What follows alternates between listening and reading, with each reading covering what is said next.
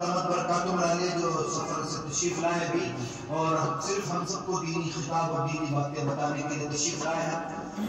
پوری توجہ اپنی نماز کے ساتھ سنیں گے انشاءاللہ. تھوڑی دیر بیان ہوگا، اس کے بعد تھوڑا سا ذکر ہوگا، پھر دعا ہو جائے گی انشاءاللہ.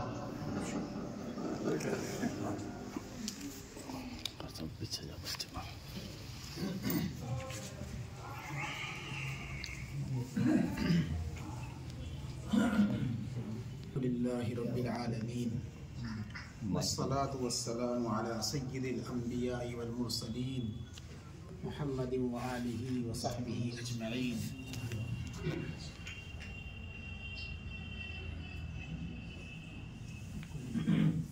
اما بعد، اعوذ باللہ من الشیطان الرجیم. بسم اللہ الرحمن الرحیم. وَتَعَاوَنُوا عَلَى الْبِرِّ وَالتَّقْوَى وَلَا تَعَاوَنُوا عَلَى الْإِثْمِ وَالْعُدْوَانِ. صدق اللہ العظیم. آج کی یہ مبارک مجلس جس میں علماء کرام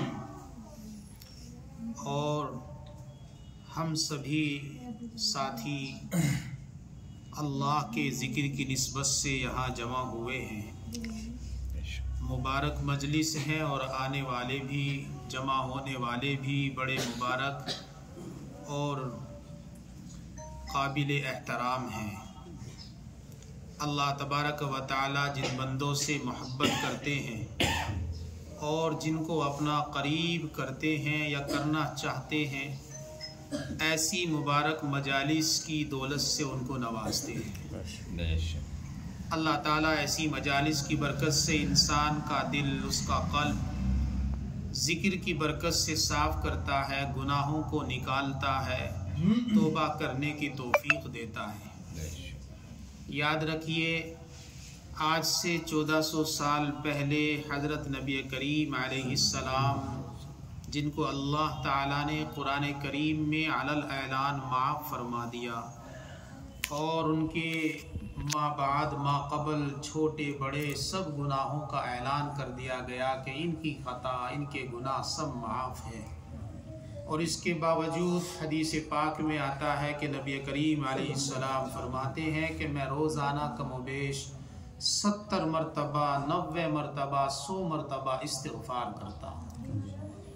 آپ علیہ السلام کو استغفار کی ضرورت نہیں تھی، لیکن ہم جیسے نکموں کو، بیکار لوگوں کو یہ سبق دیا ہے کہ آگے چل کر تم دنیا میں اس قدر اس کی دلدل میں ایسے دھس جاؤ گے کہ تم بھول جاؤ گے کہ تم نے گناہ بھی کیے، کتنے کیے.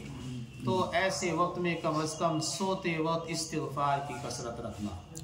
جب تمہارا نبی، تمہارا آقا 100 مرتبہ کر سکتا ہے تو تم کیوں نہیں 500 مرتبہ، 1000 مرتبہ استغفار کرو.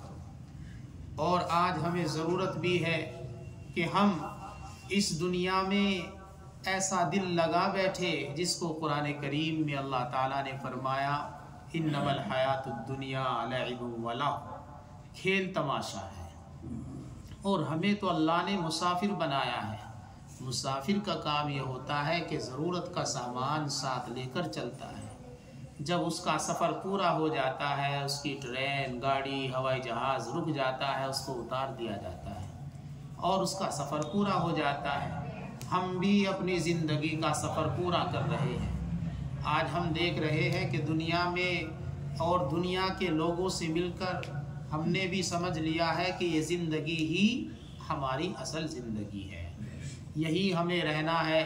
کل من علیہا فان، جو اللہ نے فرمایا، گویا کہ ہم اس کی تصدیق ہی نہیں کر رہے ہیں. ہمیں تو فانی بنایا اللہ نے، لیکن ہم سمجھ رہے ہیں کہ ہم فانی نہیں، باقی ہیں. جبکہ وقت جب پورا ہو جائے گا تو ہمیں بھی فنا ہونا ہے، ختم ہونا ہے. اس دنیا کی بجائے اللہ نے ایک جو دوسری دنیا، دائمی دنیا رکھی ہے، جس میں نہ موت آنی ہے بلکہ ملک الموت کو بھی موت آ جانی ہے، وہ اصل ہماری زندگی. تکالیف اللہ تعالیٰ ان بندوں کو دیتے ہیں جن سے محبت کرتے ہیں. آج ہم بظاہر ایسا محسوس ہوتا ہے کہ دنیا ہمارے لیے ایک گھٹن سی ہو گئی ہے. यहाँ पर जगह जगह पूछताछ है, जगह जगह परेशानियाँ हैं, कहीं कागज़ का मसला, कहीं घरों का मसला, कहीं मसाजिद का मसला है। लेकिन अल्लाह तबारक व तआला हमको बेदार कर रहे हैं। अल्लाह ताला फरमा रहे हैं कि मेरी तरफ आ जाओ, मेरी तरफ रुजू कर लो, मेरी तरफ मुतवज्जा हो जाओ। ये दुनिया और दुनिया वाले तुम्हारा कुछ नहीं बिगाड़ सकते अगर तुम अल्लाह के बन जाओ। जब अल्लाह हमारे हो जाएंगे तो फिर क्या करेंगे? दुनिया भी तो अल्लाह ने बनाई है, इन्हीं दुनिया वालों को कदमों में ला करके। और ऐसे बहुत से वाक़यात हैं। ये मजलिस, इसमें अल्लाह की निस्बत है, अल्लाह के ज़िक्र की निस्बत है। और याद रखिए हमारे बुजुर्गों और दोस्तों कि इंसान जब निस्बत की कदर करता है तो अल्लाह उसकी कदर की बरकत से उसे बड़ा बनाता है। कोई बुजुर्ग की निस्बत, कोई सादात की निस्बत, कोई कुरान करीम की निस्बत, कोई आलिम हदीस की निस्बत। लेकिन जितनी भी ये निस्बतें हैं, अगर हम कदर करने पर सही माना कर आ जाएं तो अल्लाह ताला इन निस्बतों की कदर से हमारी दुनिया बदल देती है। आपने वाक़या सुना होगा, हजरत ख्वाजा जुनैद बगदादी अलैहिर्रहमा एक शाही पहलवान ही तो थे। सिर्फ पहलवान थे, बादशाह और हाकिम वक्त की तरफ से पहलवानी किया करते थे। एक मर्तबा ऐसे ही वो गए किसी जगह कुश्ती लड़ने के लिए। वहाँ पर उनका मुकाबला एक कमज़ोर बुजुर्ग सफ़ेद रीश आदमी से हुआ। वो जो बुजुर्ग थे, कमज़ोर आदमी, उन्होंने जब हाथ मिलाया कुश्ती लड़ने के लिए तो उन्होंने जुनैद अलैहिर्रहमा के कान में ये कहा, जुनैद मुझे भी पता है कि मैं तेरे मुकाबले का नहीं, लेकिन याद रखना कि मैं आले सादात से, मेरा रिश्ता और मेरा कुनबा, मेरी अजीज़दारी वो हजरत नबी करीम अलैहिस्सलाम से मिलती है। और इस बंदे को जो आले सादात से है, इसको कई दिन हो गए फाका करते हुए, इसके घर में चूल्हा तक नहीं जल रहा। अगर जुनैद तुम आज हार जाओ तो जो इनाम तुम्हें मिलने वाला है वो मुझे मिल जाएगा और कुछ दिन मेरा काम चल जाएगा, मेरे घर का चूल्हा जल जाएगा। अब अल्लाह को हिदायत देनी थी। जुनैद बगदादी अलैहिर्रहमा उन्होंने सोचा, अरे मेरे पास तो हज़ारों तमगात ऐसे हैं, हज़ारों हैं ऐसे, अगर एक ट्रॉफी आज मैं हार गया क्या हो। सोचा आज मुझे हारना है, इस बूढ़े का घर चलाना है। हजरत जुनैद बगदादी अलैहिर्रहमा अल्लाह की तरफ से उन्हें हिदायत मिलने जा रही थी। कुश्ती लड़ी गई, तमाशा, चारों तरफ लोग खड़े, बड़े लोग, छोटे लोग, बादशाही शाही लोग, सब लोग। अब कुश्ती लड़ी गई तो जैसे बात हुई उसी के मुताबिक जुनैद अलैहिर्रहमा नीचे और वो बुजुर्ग आदमी वो ऊपर। अब लोगों में शोर, अरे कैसे हो गया भाई, एक इतना बड़ा पहलवान, मजबूत बाजुओं वाला, ताकत वाला, और एक बूढ़े आदमी से कैसे हार गया। नहीं, दोबारा होगी कुश्ती। यकीन नहीं आया, दोबारा कुश्ती हुई। फिर ऐसे ही तीसरी मर्तबा कुश्ती हुई। तीसरी मर्तबा भी जब जुनैद अलैहिर्रहमा हार गए तो ऐलान हो गया कि भाई जुनैद तो हार गया। उसकी थू बेइज्जती की लोगों ने। अरे तुझे शर्म नहीं आई, एक बूढ़े आदमी से हार गया, क्या खा लिया, क्या ले लिया, जैसे आमतौर से होता है। अब वो रात तक लोगों की ताना तशनी सुनते रहे, उधर हाकिम वक्त की तरफ से जलील होते रहे। लेकिन वह है ना कुरान करीम में, वह तो इज़्ज़ु मन तशा व तुज़िल्लु मन तशा। हजरत नबी करीम अलैहिस्सलाम एक दफ़ा मजमे आम से फरमा रहे हैं, मैं मुहम्मदुर रसूलुल्लाह सल्लल्लाहु अलैहि वसल्लम अगर तुम्हें जलील करना चाहे और अल्लाह तुम्हें इज्जत देना चाहे तो याद रखना कि तुम ही इज्जत पाओगे, मैं तुम्हें जलील नहीं कर सकता। और अगर मैं मुहम्मदुर रसूलुल्लाह तुम्हें इज्जत देने पर आ जाऊं और अल्लाह जलील करने पर आ जाए तो तुम जलील और रुसवा होगे। मेरी इज्जत ये कोई तुम्हें बचा नहीं सकती और बाइज्जत नहीं कर सकती। तो आज हम लोग अगर चाहते हैं, जैसे आम तौर से होता है, किसी को इज्जत देना चाहते हैं, किसी को जलील करना चाहते हैं, लेकिन कुरान कहता है वह तो इज़्ज़ु मन तशा व तुज़िल्लु मन तशा। इज्जत और जिल्लत मेरे कब्जे में है, दुनिया के पास नहीं है ये चीज। अब जलील किया गया उनको, रात को सो गए, बिस्तर पर लेट गए और तकलीफ बड़ी थी। تکلیف اور رسوا اس قدر ہو چکی، ان کو تکلیف اتنی پہنچی تھی کہ بس جیسے ہی لیٹے تو تھوڑی دیر کے بعد آنکھ لگ گئی۔ آنکھ لگنے کے بعد خواب میں نبی کریم علیہ السلام کی بشارت۔ کبھی نہ سوچا تھا نہ خیال تھا کہ میں خواب بھی دیکھوں، اور خواب اس طرح کا دیکھوں گا کہ مجھے سید الانبیاء کی خوشخبری اور ان کی بشارت اور زیارت ہوگی۔ آپ علیہ السلام کا فرمان ہے کہ اگر کسی نے مجھے خواب میں دیکھا تو مجھے ہی دیکھا، شیطان کو نہیں دیکھا۔ اللہ نے شیطان کو یہ طاقت دی ہے کہ وہ کسی کا روپ اور شکل بنا سکتا ہے، حتیٰ کہ اللہ کی بھی بنا سکتا ہے، لیکن پوری دنیا میں اگر کسی کی شکل نہیں بنا سکتا تو وہ ہمارے نبی علیہ السلام کی نہیں بنا سکتا۔ تو خواب میں اگر کسی بھی ساتھی کو آقا مدنی علیہ السلام نظر آ گئے تو یاد رکھنا سچ میں ہی نظر آئے۔ اب خواب نظر آیا اور خواب میں آقا مدنی علیہ السلام نے پوچھا، اے جنید کیا مسئلہ ہے؟ اب جنید تو بالکل تکلیف میں تھے اور فوراً رو دیے، اے اللہ کے نبی علیہ السلام میری ساتھ یہ ایسا مسئلہ ہوا، اور میں نے تو صرف آپ کے قبیلہ اور خاندان کی رعایت کی۔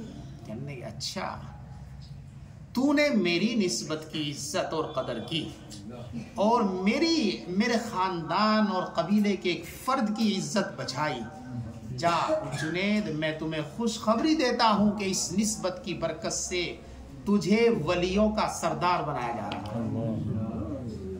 کہاں تو وہ پہلوان تھے اور پھر وہ ولیوں کے قطب اور ابدال کے سردار بنائے گئے، اسی لیے ان کو کہا جاتا ہے سید الاولیاء خواجہ جنید بغدادی۔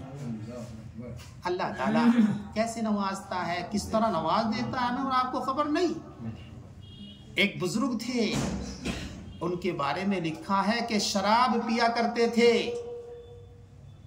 کوئی سمجھے کہ شرابی ہے شرابی ہی رہے گا، کچھ پتا نہیں شرابی کا بھی کیا مقام بن جائے اللہ کے یہاں۔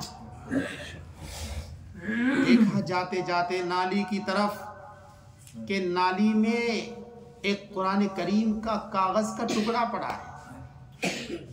اب شرابی تھے، شراب میں مست تھے، اچانک قرآن شریف کا کاغذ نکالا اور اس کو دھویا، اور دھونے کے بعد صاف کر کے اس پر عطر لگایا اور رکھ دیا اس کو اوپر، کسی چیز پر رکھ دیا اوپر، صرف اتنا کیا۔ لیکن چونکہ دل اور نیت صاف تھی، رات کو سو گئے، خواب میں اللہ تعالیٰ نظر آئے اور کہا، ارے بھائی تو نے میرے کلام کو نیچے نالی سے اٹھا کر اوپر رکھا ہے، چل میں بھی آج تیرا نام فرش سے عرش پر لے جا رہا ہوں۔ اور پھر اللہ نے ان کو توبہ کی توفیق دی اور ہزاروں لوگ ان کے ہاتھ پر بیعت ہوئے اور انہوں نے کلمہ پڑھا۔ اللہ تعالیٰ کی ذات ہے بھائی، کب کسی کو عزت دے، اس لیے ہمیں نسبتوں کی قدر کرنی چاہیے۔ جو حافظ ہو جاتے ہیں، جو عالم بن جاتے ہیں، کم از کم ہم یہ خیال رکھیں کہ ہمیں تو اللہ نے اس دولت سے نوازا نہیں، لیکن ان کے سینوں میں اللہ کا کلام ہے، اللہ نے ان کو حدیث کا، قرآن کریم کا عالم بنایا ہے، تو یہ ہم سے اعلیٰ ہیں، اس لیے ہمیں اس نسبت سے ان کی قدر کرنی چاہیے۔ اور جب ہم قدر کرنے والے بن جاتے ہیں تو اللہ تعالیٰ بھی انسان کی قدر کرتا ہے۔ اللہ تعالیٰ کبھی ناقدرے نہیں ہے، ہم تو ناقدرے ہیں، ہم ناقدرے ہیں، لیکن اللہ تعالیٰ بڑی انسان کی قدر کرتے ہیں۔ اور ایسا قرآن کریم میں بھی بہت سی دفعہ، بہت سی جگہ ہمیں معلوم ہوتا ہے کہ اللہ تعالیٰ اپنے دین کی قدر کرنے والوں کی بھی قدر فرماتے ہیں۔ اسی لیے حدیث شریف میں آتا ہے کہ علماء جو نبیوں کے وارث کہے گئے ہیں وہ ایسے ہی نہیں کہے گئے، بلکہ اللہ تعالیٰ نے ان کو ایک مقام دیا ہے، اور پہلے دور کے نبی اور آج کے دور کے علماء مقام و مرتبے کے اعتبار سے برابر ہیں۔ فرق صرف اتنا ہے کہ ان کو وحی آتی تھی، اللہ سے سیدھا ان کو حکم ملتا تھا، اب اللہ سے سیدھا حکم نہیں ملتا، اس کی وجہ یہ ہے کہ بعد میں کوئی نبی آنے والا نہیں ہے، ورنہ اللہ نے اس امت کو یہ مقام بھی دیا ہے۔ اور اسی لیے اللہ تعالیٰ اپنے نبی کی نسبت کی قدر رکھے، اس امت کا حساب بھی پہلے لیں گے، اس امت کا حساب پردے سے لیں گے، اور اس امت کو سب سے بڑی امت بنایا ہے۔ یہ مختصر سی بات ہوئی ہے جو نسبت کے تعلق سے ہوئی ہے۔ اب تھوڑے سے وقت میں یہ ذکر ہو جائے گا، مجھے چونکہ واپس مظفر نگر جانا ہے۔ ابھی قاری سفیان صاحب ہمارے عزیز ہیں، ان کی دعوت پر میں تو بھول بھی گیا تھا نظام، تو مظفر نگر سے پھر عصر کی نماز پڑھتے ہی میں چلا وہاں سے، اور واپس جاؤں گا وہاں سے، پھر بچے ہمارے انتظار کر رہے ہیں، ان کو لے کر بڑوت پہنچوں گا۔ تو یہ نظام تو بہرحال چلتا ہے۔ ایسے حضرات، بہرحال دین کی بات ہے تو تھوڑی سی ایک کارگزاری یہ بھی آپ حضرات کے سامنے عرض کروں۔ ہمارے ابا جی علیہ الرحمہ بہت بڑے اللہ والے، متقی، اور بڑے بڑے اکابر علماء نے ان کی خدمات کو سراہا۔ حضرت مولانا مفتی مہربان علی شاہ نور اللہ مرقدہ 56 کتابیں لکھی ہے، ایک ایک کتابیں کئی جلدوں میں اور بھاگوں میں ہیں، جیسے جامع الفتاوی اردو میں 10 جلدوں کے اندر ہے، جو امریکہ تک نیو یارک سے شائع ہوئی ہے، اور یہاں سے آپ کا دہلی ربانی بگڑی پور سے، زکریا دیوبند سے بھی شائع ہوئی ہے، بہت مقبول کتاب ہے۔ اور علماء میں کئی کتابیں، امداد الاصول، امداد النحو، امداد الفقہ، امداد الاوزان، اب ماشاءاللہ عربی میں ہو گئی اور مسجد نبوی میں پڑھائی جاتی ہے 2 کتابیں۔ ایک گاؤں کا آدمی، دیکھیے ہم کبھی نہیں سوچ سکتے اس چیز کو اللہ کیسے نظام بناتا ہے۔ وہ گاؤں میں بڑوت سے پیدا ہوئے، ہرسولی مظفر نگر میں کام کیا، وہاں بیٹھ کر کتاب لکھی، آج ان کی کتاب امریکہ تک پڑھائی جا رہی ہے یا مسجد نبوی میں پڑھائی جا رہی ہے، کوئی سوچ سکتا ہے؟ آج تو موبائل کا دور بھی ہے، پہلے تو یہ زمانہ بھی نہیں تھا۔ اللہ تعالیٰ نے ان کی زندگی کے آخری حصے میں ایک بات ڈالی، اور وہ ایسے، دیکھو جتنے یہاں تشریف فرما ہے اکثر ان کی عمر سے بڑے بیٹھے ہیں، ان کی عمر تقریباً 43 سال ہوئی، کچھ بھی نہیں ہوتی، 41 سال میری ہو رہی ہے۔ 44 سال میں 56 کتابیں لکھی۔ آج تو کمپیوٹر کا دور بھی، تب کمپیوٹر نہیں تھا۔ اور اس کے علاوہ انہوں نے دعوت کے اس قدر کام کیے کہ جیلوں میں جیسے قیدی ہوتے ہیں ان کو سچائی کی دعوت کیسے دیں، جو اسپتالوں میں مریض ہوتے ہیں ان کو دعوت کیسے دی جائے، جو جھگیوں میں زندگی گزار رہے ہیں، پنی چگتے ہیں، ان کے بچوں کو کیسے وہیں مکتب ڈال کر پڑھایا جائے۔ ایسے ہی یہ علاقہ پڑا آپ کا دہرادون، رشیکیش، ہریدوار، ان پہاڑوں کے اندر ڈیروں میں گوجر لوگ رہتے تھے جو مسلم ہوتے تھے، لیکن ان کو کچھ نہیں پتا تھا دین کا۔ وہاں جا کر ماشاءاللہ انہوں نے ان کے بڑوں کو جماعت میں نکالا، چھوٹے بچوں کو وہیں پڑھوایا علماء کو بھیج کر، اور آج وہ چلے گئے 27 سال ہو گئے، لیکن ماشاءاللہ 150 گوجر بچے حافظ ہو گئے۔ 150 گوجر بچے، مجھے خوشی ہوتی ہے جب میں ملتا ہوں ان سے، پتہ چلتا ہے حافظ ہے، مولوی ہے، پڑھا رہا ہے، تو کتنا وہ سب صدقہ جاریہ ہے ان کے لیے۔ تو ابھی میں پرسوں ادھر ہی تھا ماشاءاللہ، چونکہ ابھی بھی کافی نظام چل رہا ہے اور بھی شروع کیا ہے 2-3، تو یہ ساری چیزیں انسان چلا جاتا ہے لیکن یہ صدقہ جاریہ ہو جاتا ہے۔ ہمیں نیکی کے کام میں بڑھ چڑھ کر حصہ لینا چاہیے، اور بھول جاؤ نیکی کر کے کیا کیا، بھول جاؤ، وہ اللہ لکھ رہا ہے، لکھوا رہا ہے۔ البتہ گناہوں کو یاد رکھا جائے کہ ہم نے گناہ کیا کیا ہے، تاکہ اس پر توبہ کریں۔ توبہ کرنے والا اللہ کو بڑا پسند ہے، اور توبہ کرنے والے میں نہ مولوی دیکھا جاتا، نہ عابد دیکھا جاتا، نہ امیر صاحب، نہ عام آدمی، بس توبہ کرنے والا ہو، اللہ سے ڈرنے والا ہو۔ جب وہ سچے دل سے توبہ کرتا ہے، ہاتھ اٹھا کر یا بے ہاتھ اٹھا کر وہ جب روتا ہے، یا اللہ کو احکم الحاکمین سمجھ کر اس کا چہرہ بن آتا ہے، تو اللہ تعالیٰ فوراً کیا کہنا نا فرشتوں سے، دیکھو اس بندے کو، دیکھو اس نے مجھے نہیں دیکھا، تم کیا کہتے تھے یہ فسادی ہوگا زمین میں، دیکھو کیسے رو رہا ہے، کیوں نہ میں اس کے گناہ معاف کروں۔ اور پھر اللہ کی طرف سے حکم ہوتا ہے چلو سب معاف کرو، اس کے سب گناہ معاف کرو۔ اسی لیے جب شیطان کو بھگایا گیا اس کو دھتکارا گیا زمین پر، تو شیطان نے کہا تھا اللہ مجھے طاقت دے دے کہ جس کی وجہ سے میں نکالا گیا میں اس کے جسم میں گھس جاؤں، اس کو بہکاؤں۔ اللہ نے فرمایا جا، دل کو چھوڑ کر طاقت دی، ہر نبض میں، ہر نس میں، ہر جگہ گھس، بہکا، وسوسہ ڈال، تو وسوسہ ڈال، تو گناہ کرا، پوری زندگی سے گناہ کرا، اور جب ایک دن یہ مجھے یاد کر کے روئے گا اور کہے گا یا اللہ میں تو ختم ہو گیا، بس معاف کر دے، تیری ساری محنت پہ پانی پھیروں گا۔ تو اللہ کی ذات ہے، رحم الراحمین ہے، بڑے بڑے گناہ معاف کیے، اس لیے اللہ نے ذرا سے اللہ کے قریب آنے کی ضرورت ہے، اللہ سے مانگنے کی ضرورت ہے۔ اور جب ذکر ہوتا ہے اور جب دلوں کی صفائی ہوتی ہے، حضرت امام احمد بن حنبل علیہ الرحمہ ایسا ذاکر آدمی، ایسا امام، وہ کہا کرتے تھے، فرمایا کرتے تھے کہ جب میں سجدہ کرتا ہوں تو مجھے ایسا لگتا ہے کہ جیسے میرے اللہ نے میرا ماتھا چوما ہو، پیشانی کا بوسہ لیا ہو۔ تو ایسے جب قربت ہو جاتی ہے نا کسی سے، میری ان سے قربت ہو گئی تو میں ان کے رات کا نظام، دن کا نظام، کھانا کیا کھاتے ہیں، ساری چیزیں جانوں گا۔ جب اللہ سے ہماری قربت ہو جائے گی انسانوں کو چھوڑ کر، تو ہم اللہ کا نظام بھی تو جانیں گے، اور ہم یہ بھی جان لیں گے کہ اللہ کہاں کہاں سے دیتا ہے اور کیسے کیسے معاف کرتا ہے۔